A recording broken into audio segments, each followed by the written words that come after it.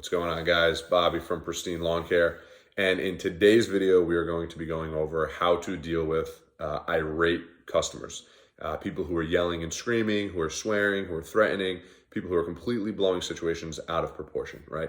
Very rare that these situations happen, but it is vital and it is important that we know how to deal with these individuals when these situations do happen to make sure that nobody gets hurt and these situations get de-escalated instead of blown out of proportion, right? So when engaging in dialogue with these people, we have to first off keep in mind that when they're angry and they're in a heightened sense of emotion, they're not thinking properly. So we can't expect them to be making sense or to understand common sense. The first goal is to bring them down, calm them down, and make sure that they're at least at a level playing field where we can have dialogue with them, because we're never going to come up with a resolution if we're just yelling back and forth and nobody's listening to one another, right? So there's a 3-step process on how to do this. First is going to be apologizing. Second is going to be agreeing and empathizing.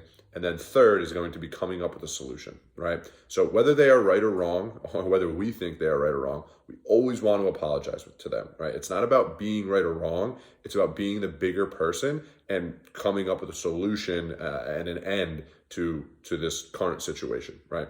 With the agreeing and empathizing, it is extremely difficult for somebody to be yelling and screaming and mad at somebody who is telling them that you are right. I agree with you. You are not in the wrong, right? By putting them in a position where they feel like they're being heard and understood, more times than not, it's going to de-escalate the situation and bring them down to a level playing field. And then the last one is obviously the solution, coming up with a solution. We want to be solution oriented here to make sure we're prioritizing the customer experience and leaving them with a good taste in their mouth. So in a real world example, we weed whack a rock up, it hits their window, shatters glass, and it falls by their son or daughter's feet. It almost injures them, right? And they are very, very stressed out for obvious reasons. They come out yelling and screaming about what just happened. Here's how the dialogue would go. Listen, Bobby, I am so sorry for breaking the glass. Obviously, that was not intentional. That was not my intention to be breaking the glass and shattering the glass. But I am very, very sorry that happened. And if I were you, I would be feeling the exact same way, right? I would be very stressed out. I would be very upset. I'd be yelling and screaming. I'd be doing everything that you're doing and saying, because that is just a very tough situation to be dealing with. Again, I'm super sorry. I completely understand where you're coming from.